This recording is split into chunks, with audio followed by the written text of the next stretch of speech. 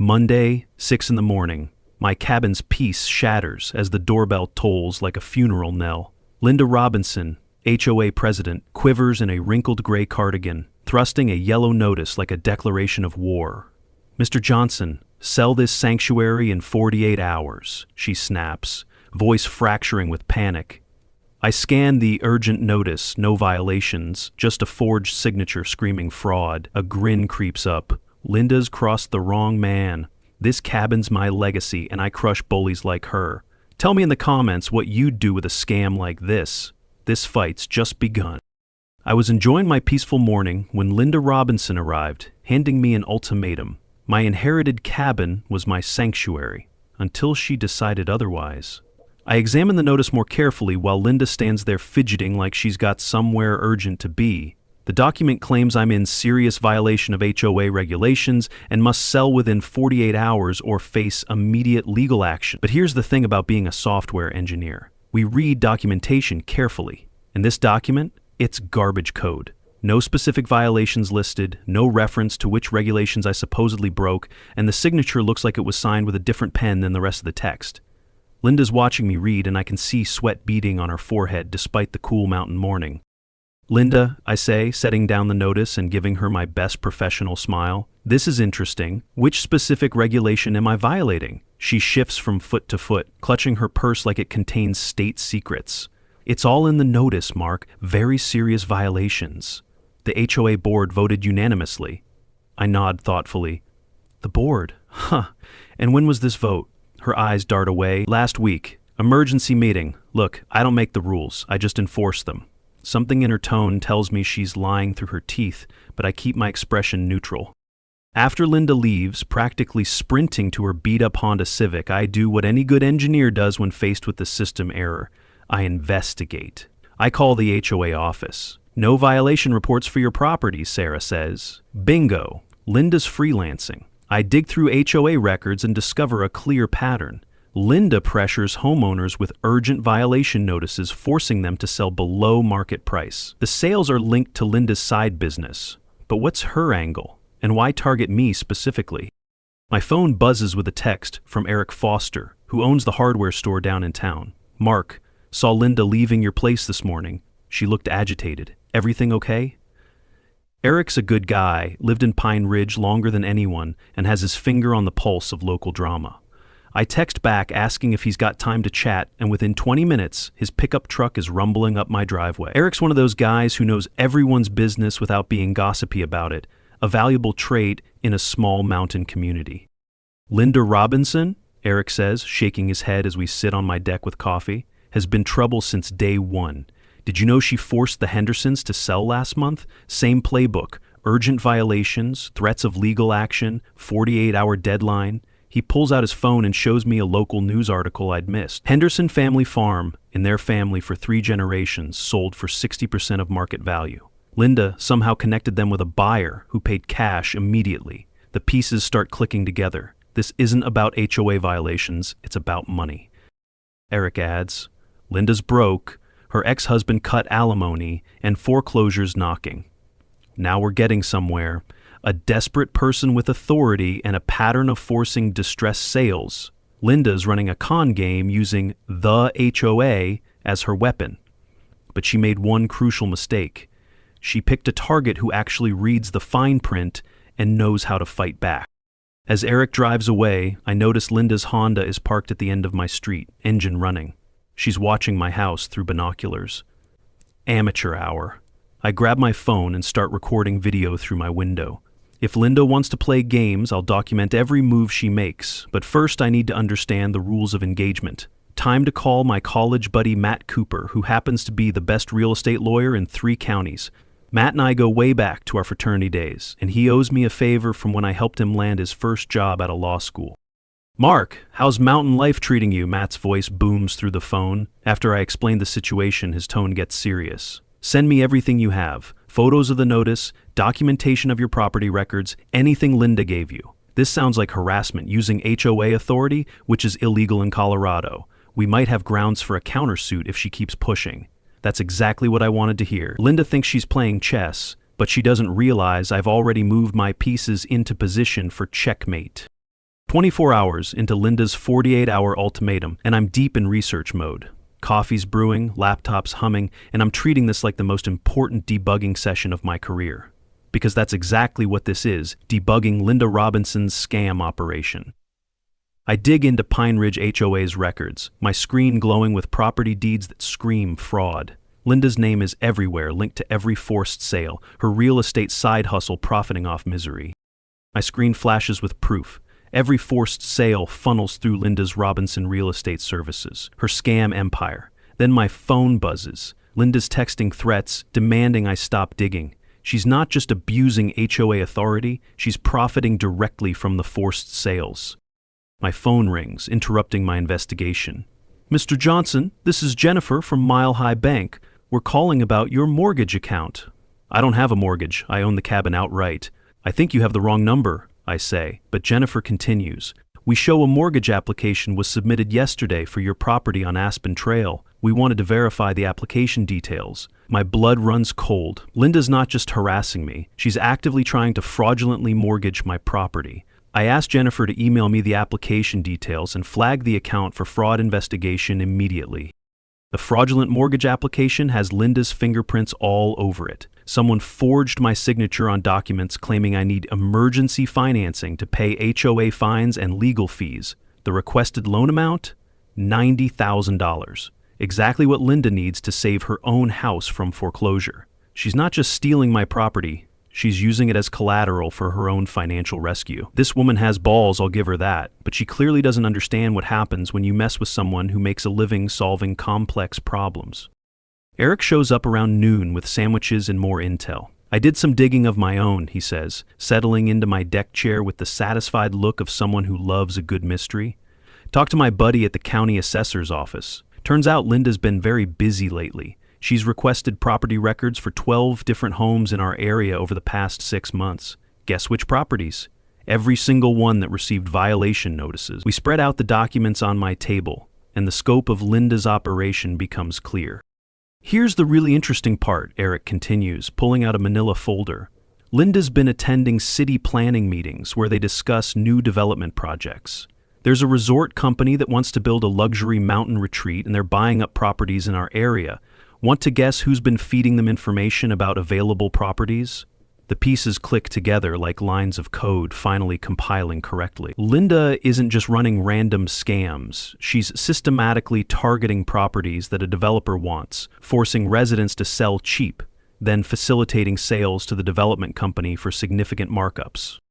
Around 2 p.m., Linda makes her first retaliatory move. A certified letter arrives with new violation notices, 5 of them. Apparently, I'm now guilty of unauthorized paint color variation because my cabin's brown stain is 2 shades darker than approved earth tones.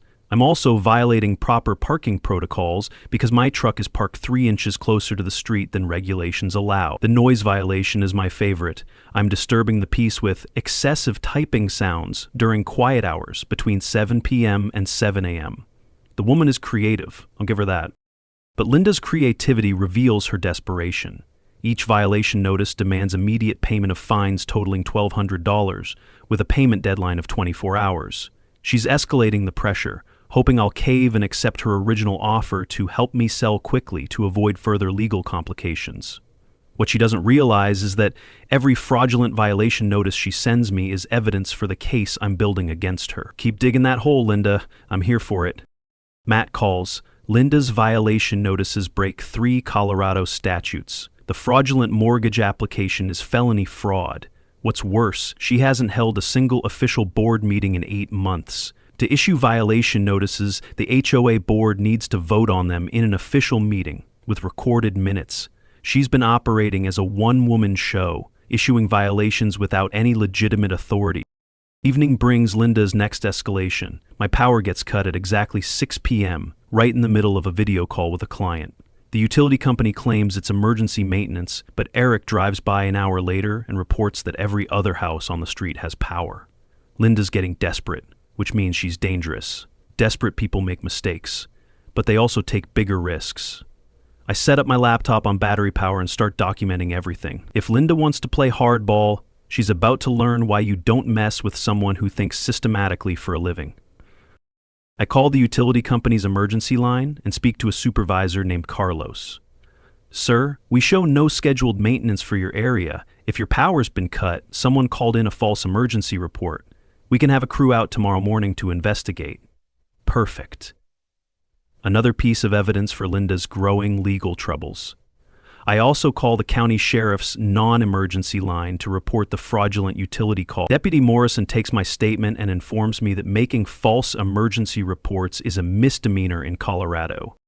As I sit in my darkened cabin, laptop screen illuminating my face, I realize Linda's made a crucial tactical error.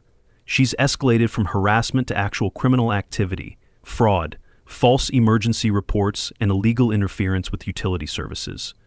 What started as a civil dispute has become a criminal matter. But more importantly, her power play has given me leverage I didn't have before. Tomorrow morning, I'm going to start my counterattack, and Linda Robinson has no idea what's about to hit her. The emergency HOA meeting Linda called for Wednesday evening is standing room only. Word travels fast in a small mountain community, especially when someone's been abusing their authority. I arrived 30 minutes early with my laptop, a portable projector I borrowed from Eric, and a folder full of evidence that's about to turn Linda's world upside down. The community center buzzes with tension as residents whisper about serious HOA violations. Linda's absence speaks volumes.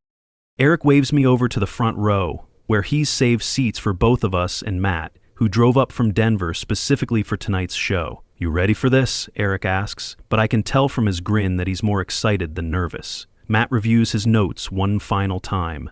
Remember, stick to facts, stay calm, and let Linda dig her own grave. Desperate people always overplay their hand. As residents file in, I recognize faces from around the community.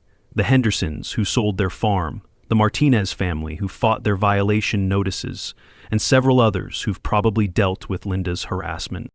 Linda finally arrives at exactly 7 p.m., flanked by two people I don't recognize, a woman in an expensive suit carrying a briefcase, and a man with the unmistakable look of someone who gets paid to intimidate people. She's brought reinforcements, which tells me she knows tonight isn't going to go her way. Linda takes her position at the front table, adjusts the microphone, and begins with her prepared speech about serious violations threatening our community standards. The irony is thick enough to cut with a knife. Thank you all for coming to this emergency meeting, Linda begins, her voice projecting false confidence. We're here to address ongoing violations by certain residents who refuse to comply with our community standards. These violations threaten property values and our quality of life. She launches into a detailed description of my alleged violations, making them sound like I'm running a meth lab instead of typing on a laptop. The performance is actually impressive. Linda's clearly practiced this speech, but she's about to learn that preparation only matters if you're prepared for the right battle. I stood, plugged in my projector, and presented the facts. The room fell silent as I exposed Linda's manipulation of the HOA regulations. On the left, you'll see the original paint color regulation. Paint colors should complement the natural mountain environment. On the right, Linda's version. Paint must be approved. Alpine Brown number 47B only. Interesting how Alpine Brown 47B happens to be the exact color Linda demanded I change my cabin to match. Linda's face flushes red as murmurs ripple through the crowd. That's a legitimate clarification of existing standards, she stammers. But I'm already advancing to my next slide. This one shows a timeline of every violation notice issued during Linda's tenure, cross-referenced with property sales in our community. 7 violation notices in 8 months, resulting in 4 forced sales at below-market prices. Notice the pattern? Every family that sold quickly had their violations disappear immediately after closing. Families that fought back found their violations mysteriously resolved without explanation. The woman in the expensive suit, clearly Linda's lawyer, tries to interrupt, but the crowd is having none of it. Tom Martinez, whose family received violation notices for excessive garden gnomes, stands up. Linda told us we had to remove our decorations or face legal action. But the Hendersons had the same gnomes, and Linda never said a word to them until they refused to sell. Other residents start sharing their own experiences, parking violations that weren't violations, noise complaints about children playing during daylight hours, and arbitrary rule changes that seemed designed to target specific families. My final slide is the kill shot. Copies of the fraudulent mortgage application Linda submitted using my forged signature. Yesterday, Linda attempted to fraudulently mortgage my property for $90,000 without my knowledge or consent. The requested amount exactly matches her own mortgage debt, currently in foreclosure proceedings. The room explodes in angry voices as residents realize the full scope of Linda's operation. She's not just harassing people, she's actively stealing from them. Linda tries to regain control, banging her gavel and demanding order, but the community has heard enough. "This meeting is adjourned," she shouts, but Eric stands up from the front row. "Actually, Linda, according to HOA bylaws, you can't adjourn a meeting unilaterally when residents are presenting evidence of misconduct. I motion for a vote of no confidence." The room erupts in shouts of "second" and "vote now." Linda's lawyer whispers urgently in her ear, probably explaining that her authority as HOA president doesn't extend to suppressing evidence of her own crimes. As chaos erupts around us, Linda makes a desperate move. She grabs the microphone and plays her final card. "If you don't stop this witch hunt immediately, I'll have no choice but to cut essential services to this community. The road maintenance, the utility easements, the shared property upkeep, all of it depends on HOA cooperation." The threat hangs in the air for about 3 seconds before I deliver my knockout punch. "Linda, about those shared services, I have some interesting news about the road maintenance fees you've been collecting." I connect my laptop to the projector and display my final piece of evidence, a map showing property boundaries for our entire community. This is a survey map from the county assessor's office. Notice anything interesting about the main access road?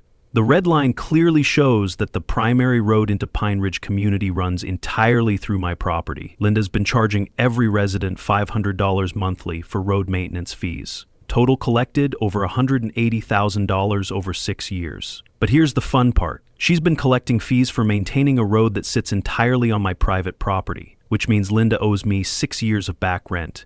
At current market rates, that's $72,000. Due immediately. The room goes silent as residents process this information. Linda's face cycles through confusion, realization, and pure panic in about 5 seconds. Her lawyer grabs her arm and starts pulling her toward the exit. But I'm not done yet. "Linda, since you're so concerned about community standards, I'm implementing new guidelines for road usage.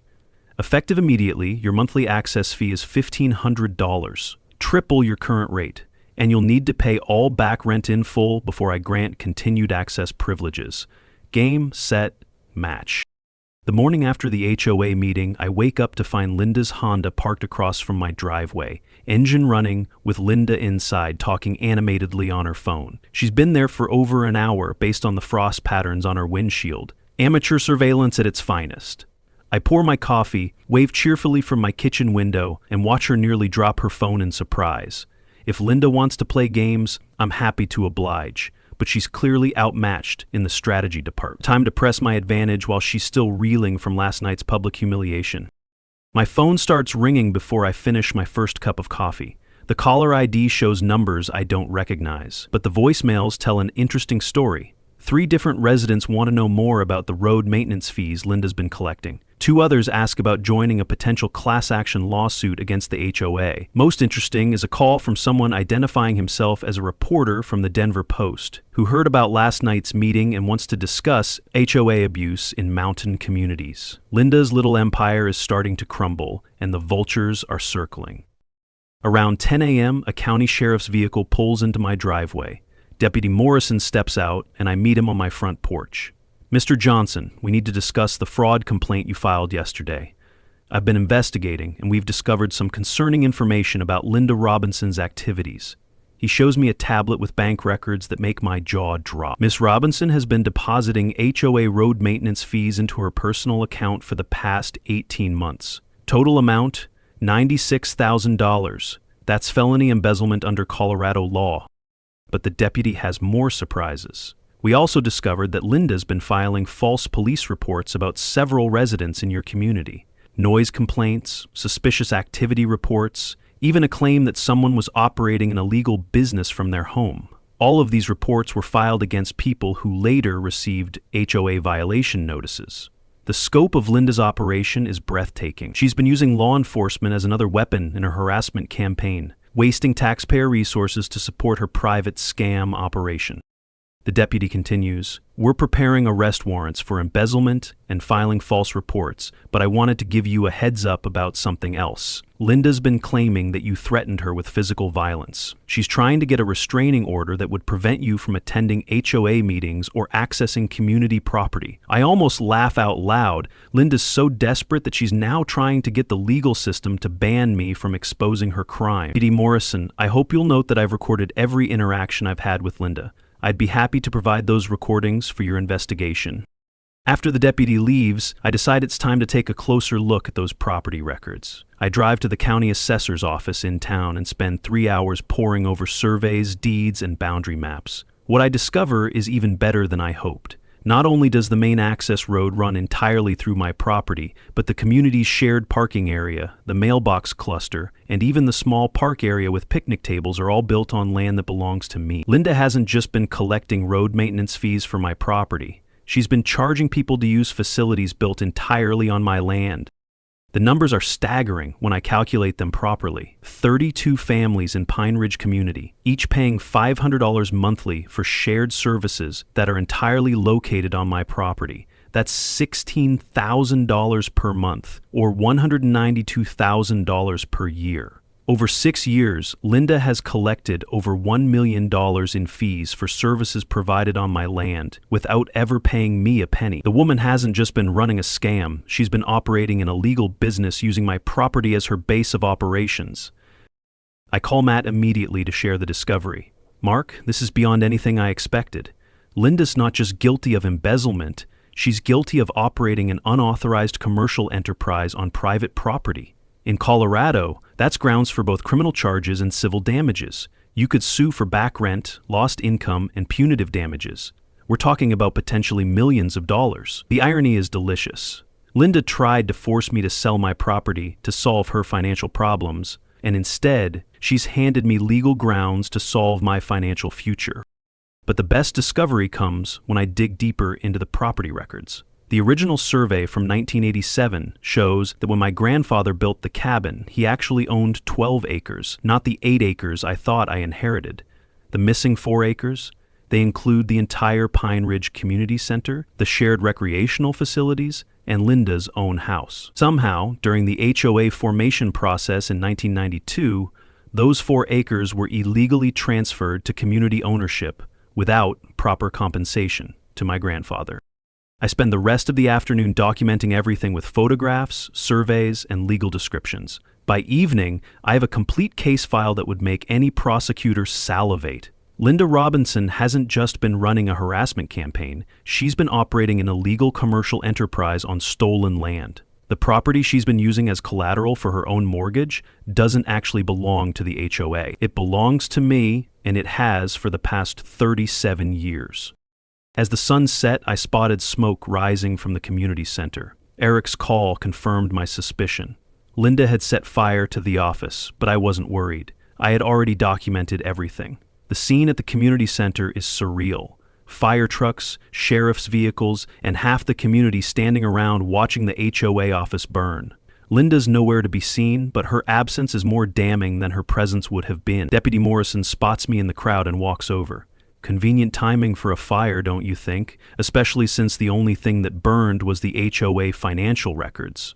I nod thoughtfully. "Deputy, I hope you'll note that I've been photographing and copying all relevant documents for the past week. The fire didn't destroy any evidence that matters." As we watch the fire department finish their work, Eric joins us with a grim expression. "Mark, I hate to add to tonight's drama, but I just got off the phone with my cousin who works at the bank. Linda cleaned out the remaining HOA accounts this afternoon. Every penny. She withdrew $43,000 in cash and closed the accounts completely. The woman is going full scorched earth, trying to destroy evidence and steal whatever money she can before her inevitable arrest. But Linda's made one crucial mistake. She's escalated from civil fraud to felony arson and grand theft. Tomorrow, when the county prosecutor sees my evidence file, Linda Robinson's criminal nightmare is going to become very real. Thursday morning brings a parade of official vehicles to Pine Ridge community. Sheriff's cars, fire investigators, and what looks like half the county prosecutor's office descend on our little mountain enclave like a bureaucratic invasion force. I watch from my deck with coffee and a sense of satisfaction as investigators photograph the burned HOA office, interview residents, and generally treat the area like the crime scene it's become. Linda's nowhere to be seen, but Eric reports that her house appears empty and her car's been gone since yesterday evening. Deputy Morrison arrives at my cabin around 9 a.m. with a woman in a dark suit who introduces herself as Assistant District Attorney Sarah Brooks. Mr. Johnson, we'd like to review the evidence you've compiled regarding Linda Robinson's activities. Based on our preliminary investigation, we're preparing multiple felony charges, and your documentation could be crucial for prosecution. I invite them inside and spread my entire evidence collection across the dining table. Photographs, bank records, property surveys, recorded conversations, and the timeline of Linda's harassment campaign. ADA Brooks reviews everything methodically, occasionally asking clarifying questions or requesting additional details. After an hour, she looks up with the expression of someone who's just opened a Christmas present. Mr. Johnson, this is one of the most comprehensive fraud cases I've seen in 15 years of prosecution. Linda Robinson is looking at charges for embezzlement, fraud, arson, filing false police reports, and unauthorized use of private property. We're talking about potential prison time of 20 to 30 years. The number hits me like a freight train. Linda's desperate attempts to save her house have destroyed her entire life. ADA Brooks reveals Linda's been paid $60,000 by a resort developer to force sales, a multi-state scheme. The scope of Linda's operation is staggering. She wasn't just a desperate woman making bad choices. She was part of a coordinated scheme to defraud homeowners. Around noon, Eric shows up with news that's both shocking and predictable. Mark, Linda's been arrested. State police found her at Denver International Airport trying to board a flight to Mexico with $43,000 in cash and a fake passport. She's being held without bail on multiple felony charges. The woman actually tried to flee the country rather than face the consequences of her actions. Part of me feels sorry for her. Desperation can make people do incredibly stupid things. But she chose to victimize innocent families instead of asking for help.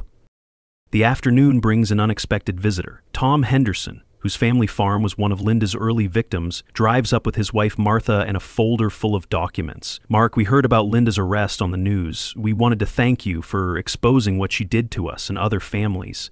Tom explains that they're organizing a victims group to pursue civil litigation against Linda, the resort development company, and anyone else involved in the scheme. Our lawyer says we might be able to recover damages and maybe even get our farm back if we can prove the sale was fraudulent.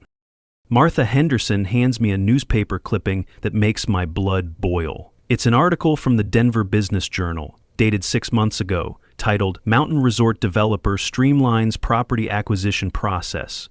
The article features a quote from Linda Robinson, described as a local community leader who helps identify prime development opportunity. She's been bragging about her scam operation to the business press, presenting herself as a legitimate real estate consultant rather than a con artist who destroys families. But the biggest surprise comes when Ada Brooks calls with an update on the investigation. Mr. Johnson, we've discovered something interesting about your property situation. During the 1992 HOA formation, someone forged your grandfather's signature on documents transferring 4 acres to community ownership. We have handwriting analysis that proves the signature is fake, which means that transfer was illegal from the beginning. She pauses to let that sink in. You're not just entitled to back rent for unauthorized use of your property. You're entitled to ownership of every structure built on those 4 acres over the past 31 years. The legal implications are mind-boggling. If I own the land that the community center, shared facilities, and several houses are built on, then every property owner in Pine Ridge has been living in a legal gray area for 3 decades. But ADA Brooks explains that Colorado law protects good faith property owners who purchase with clean title, so current residents won't lose their homes. Instead, the legal system will likely require the HOA or insurance companies to compensate me for the unauthorized use of my property while protecting current homeowners. Matt calls with a bombshell. Mountain Vista's a shell company, exposed by the FBI. My fight's now crushing a multi-state scam, giving families like the Hendersons their lives back. As I sit on my deck watching the sunset over Pine Ridge Mountain, I realize that Linda's desperate attempt to steal my property has uncovered a criminal conspiracy that's been victimizing families across multiple states. Her greed and panic have led to the exposure of a much larger fraud operation, Tomorrow, when the full scope of the investigation becomes public, Linda Robinson will be remembered not as the woman who tried to steal one cabin, but as the person whose incompetence brought down an entire criminal enterprise. My phone buzzes with a text from Eric. Mark, saw on the news that Linda's been charged with 18 felonies and the FBI is calling it the largest HOA fraud case in Colorado history. Also, the community wants to throw you a party this weekend. You're officially our hero. I text back that I'll bring beer and we can celebrate justice being served. But honestly, the best part isn't the vindication or the potential financial compensation. It's knowing that Linda Robinson will never again have the power to terrorize families or steal their homes. Sometimes the system actually works and the bad guys really do get what they deserve. 2 weeks after Linda's arrest, I receive a certified letter that makes me question whether she's learned anything from her spectacular downfall. The letter, sent from Denver County Jail through her court-appointed attorney, contains an offer to settle all disputes amicably in exchange for my agreement not to pursue civil damages against her. The proposed settlement: Linda will pay me $5,000 and issue a public apology if I agree to drop all claims related to unauthorized use of my property. The woman is facing 30 years in prison and still thinks she can negotiate her way out of paying fair compensation. Matt laughs. Linda's lawyer is either clueless or desperate. She owes you over $1 million but is offering $5,000. We both agree that Linda's offer deserves a response that's professional but leaves no doubt about how seriously we take her proposal. The community has rallied around me in ways that feel both gratifying and overwhelming. Tom and Martha Henderson organized a legal defense fund to help with attorney fees, even though I don't need financial assistance. Eric started a petition demanding that the county investigate every HOA in the region to prevent future fraud. Most touching is a handwritten letter from the Martinez family's 8-year-old daughter, thanking me for making the mean ladies stop being mean to people. Sometimes justice feels abstract, but getting thanked by a kid makes it very real. ADA Brooks calls with an update that changes the entire landscape of Linda's case. Mr. Johnson, Linda's attorney, has approached us about a plea deal. She's willing to testify against Mountain Vista Development and provide evidence about the multi-state fraud operation in exchange for reduced charges. The offer puts Linda in an interesting position. She can cooperate with law enforcement and potentially serve 5 to 10 years instead of 20 to 30. But she'll have to admit guilt to crimes that expose her to massive civil liability from dozens of victims.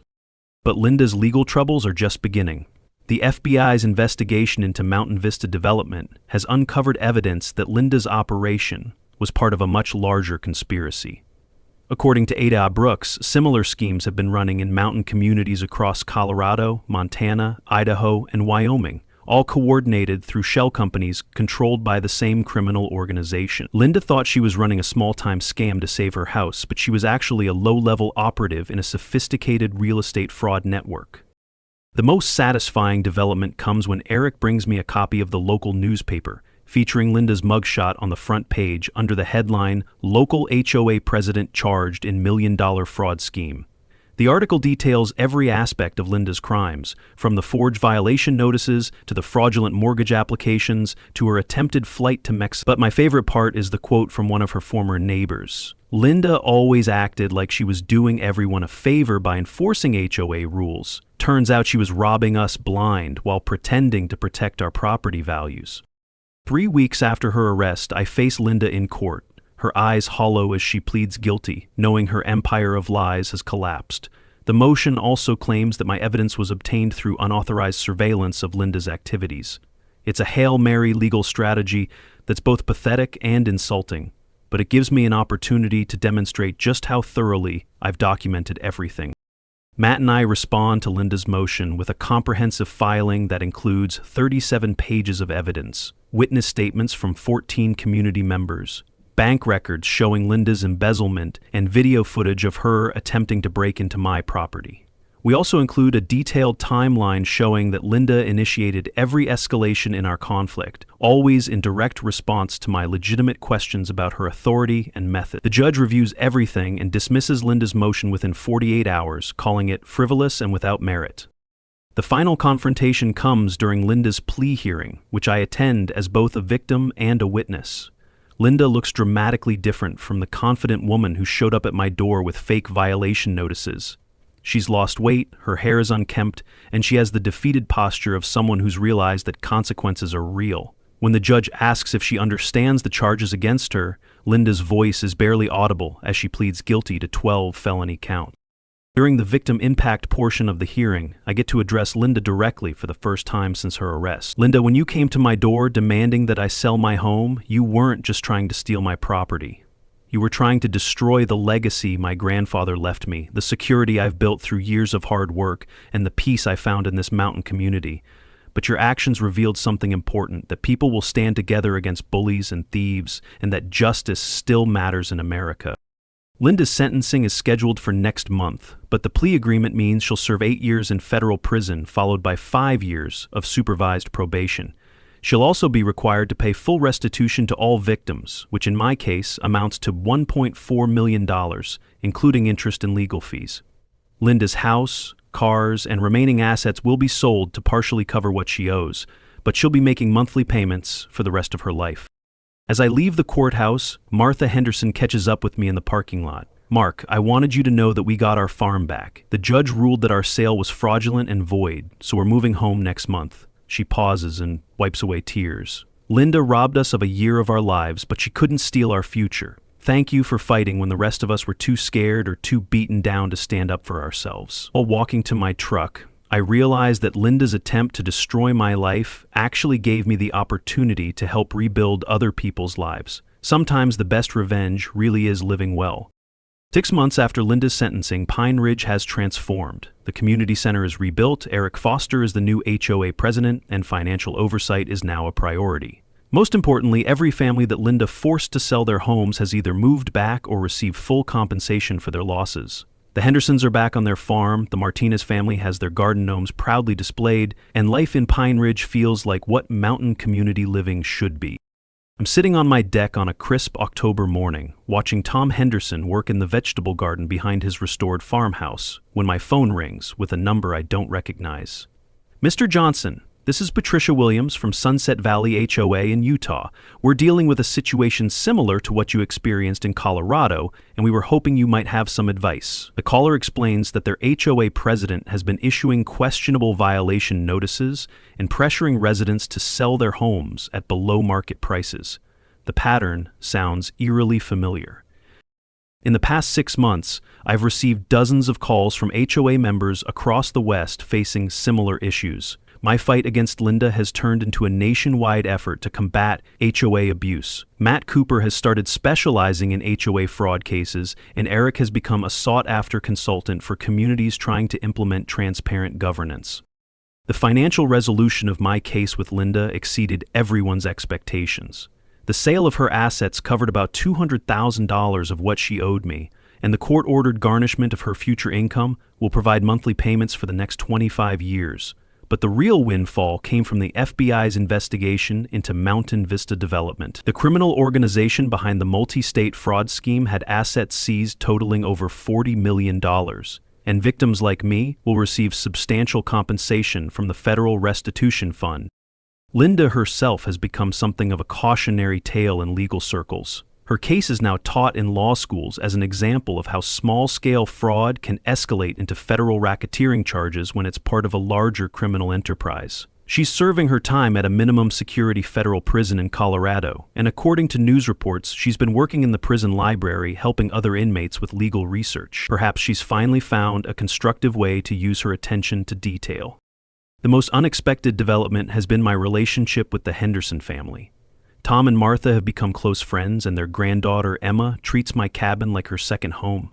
Emma's the 8-year-old who wrote me the thank you letter, and she's appointed herself as my unofficial tour guide for visitors who want to hear the story of how we defeated Linda Robinson. Her version of events involves more dramatic confrontations and heroic speeches than actually happened, but she tells it with such enthusiasm that I don't have the heart to correct her.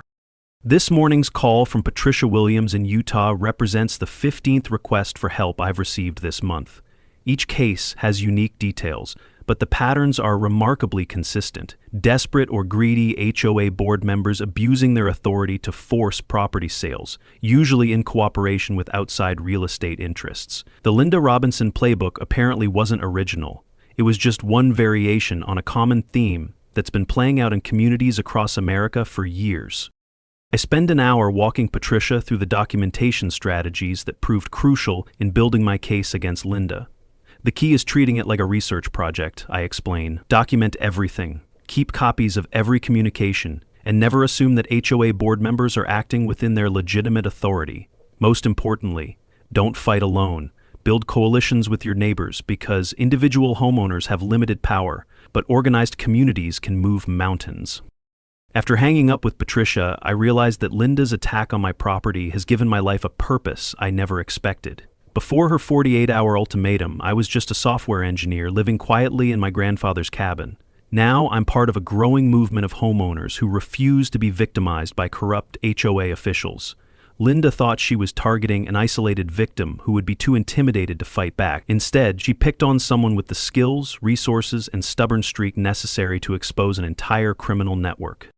The irony of Linda's situation isn't lost on me. She tried to force me to sell my cabin to solve her financial problems, and instead, her criminal actions generated enough legal damages to secure my financial future for life.